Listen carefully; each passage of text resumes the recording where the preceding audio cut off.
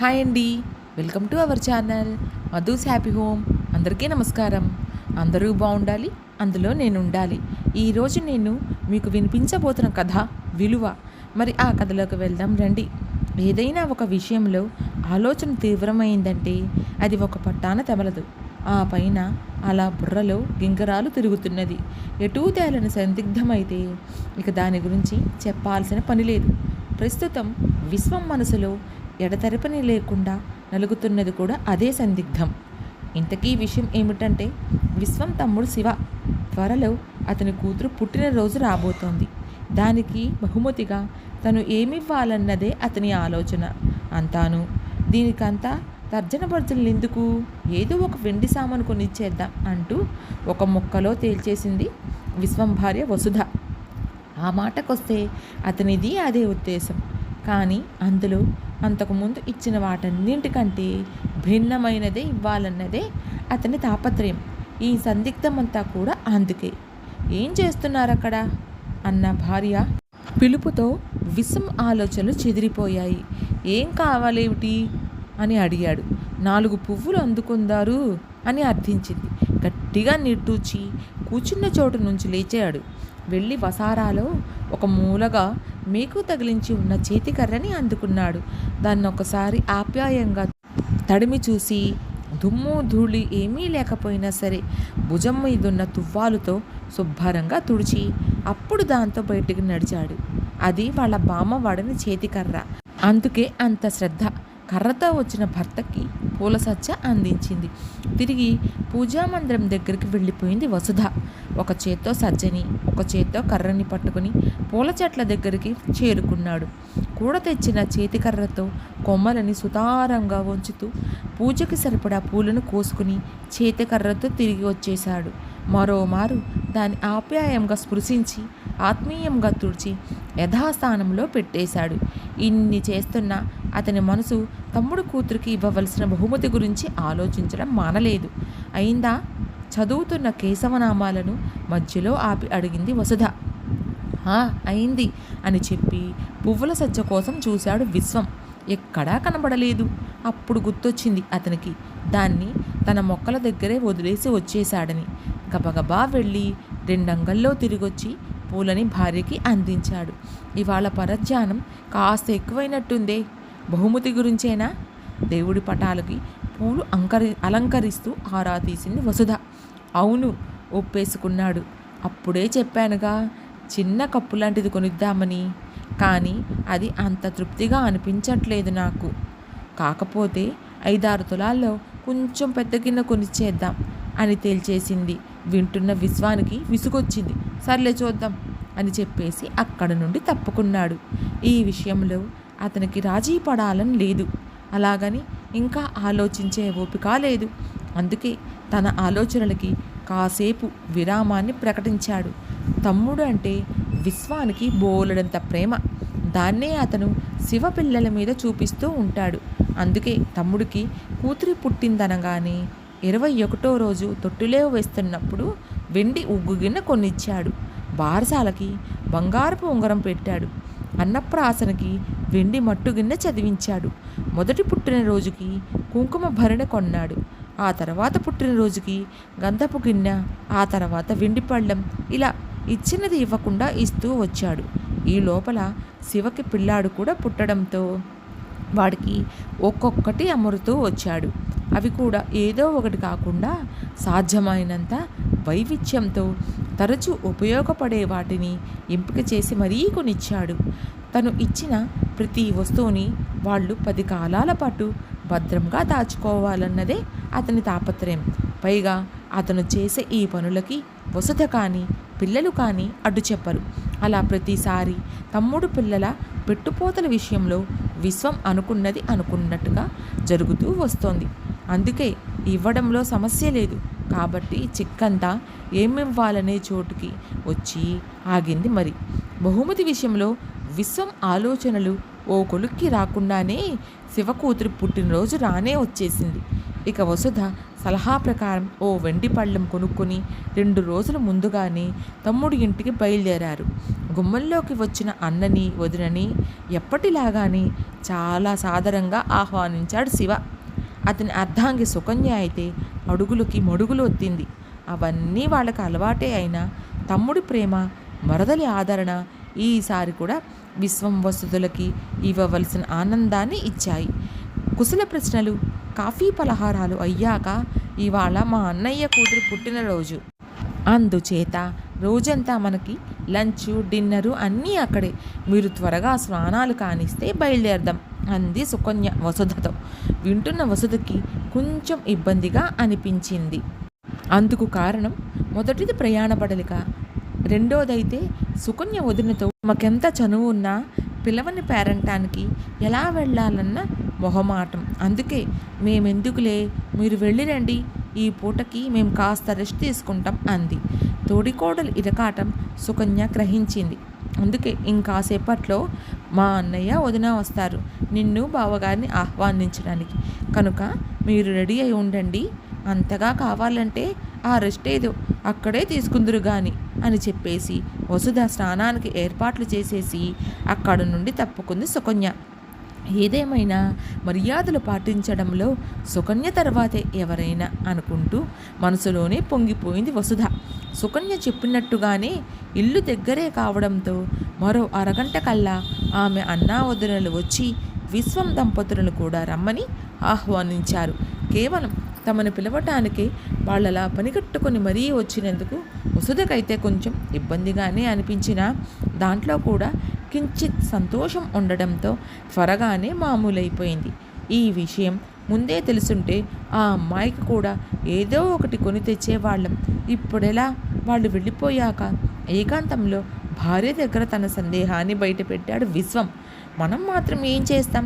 ఇప్పటికిప్పుడు వెళ్ళుకొని తెచ్చేంత సమయం లేదు కనుక పిల్ల చేతిలో డబ్బులు పెట్టేద్దాం తరుణోపాయం సూచించింది. అంతకంటే గత్యంతరం లేదు కనుక అదే చెయ్యాలని నిశ్చయించుకున్నాడు విశ్వం. అందరూ కలిసి వెళ్ళేసరికి సుకన్య అన్న ఇల్లంతా కొద్దిమంది దగ్గర బంధువులతో సందడిగా ఉంది. సుకన్య అన్న కూతురు 10 ఏళ్ల పూర్ణ పట్టుపరికిణీలో పుట్టబొమ్మలా ఉంది. ఇంటికి వచ్చిన బంధువులందరికీ కాళ్ళకి నమస్కరించి అందరి చేత అక్షింతలు వేయించుకొని ఆశీర్వాదాలు తీసుకుంది. ఇదంతా వసుధకి బాగా నచ్చింది. అంతకుమించి సుకన్య వదిన రాధిక దగ్గర ఉన్న కుంకుమ భరణ, గంధపు గిన్నె, పన్నీరు బుడ్డి ఇవి ఇంకా ఇంకా నచ్చాయి. అందుకే వాటిని చూడమన్నట్టు కళ్ళతోనే భర్తకి సైగ చేసింది. బాగున్నాయి మనసులోనే అనుకున్నాడు విశ్వం. వాటిని వాళ్ళు ఎక్కడ కొన్నారో తెలుసుకో. ఈసారి శివపిల్లల కోసం మనం కూడా అక్కడే అలాంటివే కొందాం. భోజనాల వేళ దగ్గర వచ్చిన భార్య చెవులు గుసగుసలాడాడు. సరే అన్నట్టు తల ఊపింది వసుధ. ఆమెకు తెలుసు దాని గురించి రాధికనే అడగక్కర్లేదు, సుకన్యను అడిగినా చెప్పేస్తుందని. రాత్రి కాగానే అంతా తిరిగి శివ ఇంటికి బయలుదేరారు. గుమ్మం దిగి వచ్చేస్తుంటే సుకన్య, నీ వెండి సామాను రేపొద్దున్నే తెచ్చిస్తాను సరేనా అంది రాధిక ఆమెని సాగనంపుతూ. ఆమె ఆ మాటల్ని ఎంత మెల్లిగా చెప్పినా ఆ మాటలు వసుధ చెవిన పడనే పడ్డాయి. కుతూహలంగా అనిపించింది. ఇంటికి రాగానే తోడికోడల్ని అడిగేసింది. అది సరే, మీ వదిన వెండి సామాన్లు అంటోందేంటి అంటూ. ఆ ప్రశ్నకి సుకన్య మొహంలో రంగులు మారాయి. అది గమనించి గతుక్కుమంది వసుధ. సహజంగా వాళ్ళిద్దరి మధ్య చాలా చనువు ఉంది, అందుకే చొరవ చేసింది. కానీ ఇప్పుడు తోడికోడల మొహం చూసేసరికి తను అనవసరమైన విషయం కానీ అడగలేదు కదా అన్న సందేహం కలిగింది. అందుచేత ఇక దాని గురించి ఆమె రెట్టించలేదు. సుకన్య కూడా ఏమీ చెప్పలేదు. అయినా వసుధ ప్రశ్నకు జవాబు దొరకనే దొరికింది. ఆ మర్నాడు ఉదయాన్నే గలగల్లాడుతూ వచ్చేసింది రాధిక. వస్తూనే తనతో తెచ్చిన వెల్వెట్ బ్యాగ్ తెరిచి అందులో నుంచి వెండి పళ్ళెం, కుంకుమ భరణ వగైరాలన్నీ తీసి బయటపెట్టింది. వాటిని చూడగానే వసుధ కళ్ళు మెరిశాయి. అంతకుముందు రోజు ఆమె మనసు దోచిన వస్తువులవి. వాటిని చేతుల్లోకి తీసుకుని అపూరూపంగా చూడసాగింది. ఆమె ప్రవర్తన విచిత్రంగా తోచడంతో ఏమిటిలా చూస్తున్నారు అడిగింది రాధిక. ఇవి చాలా బాగున్నాయి ఉన్నట్టు చెప్పేసింది వసుధ. అవును, లేటెస్ట్ మోడల్ అంటూనే ఇక ఆలోచించకుండా తీసేసుకుంది. ఏదేమైనా సుకన్య సెలక్షన్ నిజంగా చాలా అద్భుతం. రాధిక మెచ్చుకోలుగా అంది. విని తెల్లబోయింది వసుధ. అంటే ఇవి సుకన్యవే? ఏవో పాత సామాన్లు ఉంటేను అవి ఇచ్చేసి పైన కొంచెం డబ్బులేసి ఇవిగో ఇవి తీసుకుంది అని చెప్పింది. ఇంతకుముందు సందర్భానుసారం తాము కొన్న వెండి వస్తువులన్నీ మార్చేసి వాటి స్థానంలో సుకన్య ఇవి తీసుకున్నదన్నమాట. ఆ సాయంత్రానికి వసుధకి తేటతెల్లమైంది. ఈ పరిణామానికి మనసు మొదట కొంచెం బాధపడ్డా సుకన్య నిర్ణయంలోనూ న్యాయం ఉందనిపించడంతో తిరిగి మామూలయ్యింది. హడావుడంతా పూర్తి కాగానే ఆ మరునాడే విశ్వం, వసుధ తిరిగి ఇంటికి వచ్చేశారు. ఉదయాన్నే విశ్వం ఆందోళనగా ఇల్లు దొడ్డి అంతా తిరుగుతుంటే చూస్తున్న వసుధకి అనుమానం వచ్చింది. దేనికోసం వెతుకుతున్నారు అని ఆరా తీసింది. కుంకుడుకాయలు కొట్టుకునే రాయి కోసం అని చెప్పాడు. వెతకడం ఆపకుండానే మీ కంగారు చూసినప్పుడే అనుకున్నానండి, ఇలాంటిదేదో ఉంటుందని. మొన్న కుంకుడుకాయలు కొట్టినప్పుడు ఆ రాయిని మూల వసారా గుమ్మంలో గడప దగ్గర వదిలేసినట్టు గుర్తు నాకు అని చెప్పింది. ఆమె మాటలు పూర్తి కాకుండానే రివ్వున అటు దూసుకుపోయాడు విశ్వం. ఇంతకీ లోపల వదిలేశావా బయట? 2 నిమిషాల తర్వాత అక్కడ నుంచే అడిగాడు మళ్ళీ. బయటే అని అంది. దొరికింది ఆనందంగా అరిచాడతను. అది విని తేలికగా నిట్టూర్చిందామె. ఆ వెంటనే క్షణం కూడా ఆలస్యం చేయకుండా దాన్ని శుభ్రంగా కడిగేసి పట్టుకొచ్చి అలమరాలో భద్రపరిచాడు. ఏమిటో పిచ్చి మనసులో అనుకోవలసిన మాటని పైకే అనేసింది ఇక ఉండపట్టలేక. కాదు, దీని ప్రేమ అంటారు అని సవరించాడు. అందుకే కదా వెండి పొన్ను లేకపోయినా టేకుదు కాకపోయినా ఆ చేతికర్ర, ఈ రాయి, అదుగు ఆరుబయట అరుగు మీద ఉన్న ఆ కల్పం అన్నీ అపురూపాలే మీకు కించిత్ వ్యంగ్యంగా అంది.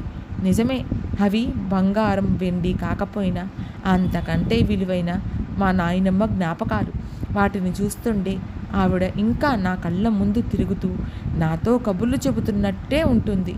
అసలు వస్తువు యొక్క విలువ, అది మన దగ్గర 10 కాలాల పాటు భద్రంగా ఉండడం అనేది అది తయారైన లోహాన్ని బట్టో పదార్థాన్ని బట్టో కాదు, దాన్ని మనకు అందించిన వాళ్ళ పట్ల మనకు గల ఆత్మీయత అభిమానాలని బట్టి ఉంటుంది. అందుకే నీ దృష్టిలో ఇవి మామూలువే అయినా నాకు మాత్రం చాలా విలువైనవి అంటుంటే అతని స్వరం అప్రయత్నంగానే కాస్త చీరపోయింది. ఒక్క క్షణంలో అక్కడి వాతావరణం బరువెక్కింది. సరే కానీ శివ కొడుకు పుట్టినరోజుకి ఏమిద్దాం ఆలోచించావా? వాతావరణాన్ని తేలికపరచడం కోసం అన్నట్టుగా మాట మార్చాడు విశ్వం. డబ్బులు ఇచ్చేద్దాంలేండి, తిరిగి తను మామూలు అవుతుంది అంది. అదేం ఆశ్చర్యంగా అడిగాడు.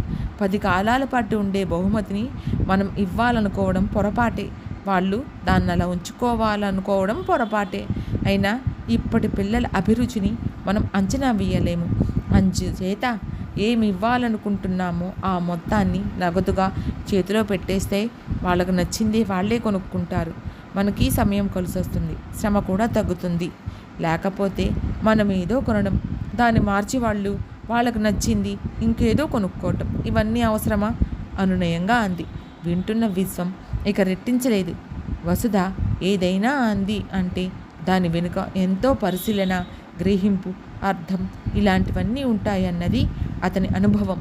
ఆ పైన అసలు మనసులో అభిమానం అంటూ ఉంటే అవతల వాళ్ళకి మనం అనుక్షణం గుర్తొస్తూనే ఉంటాము.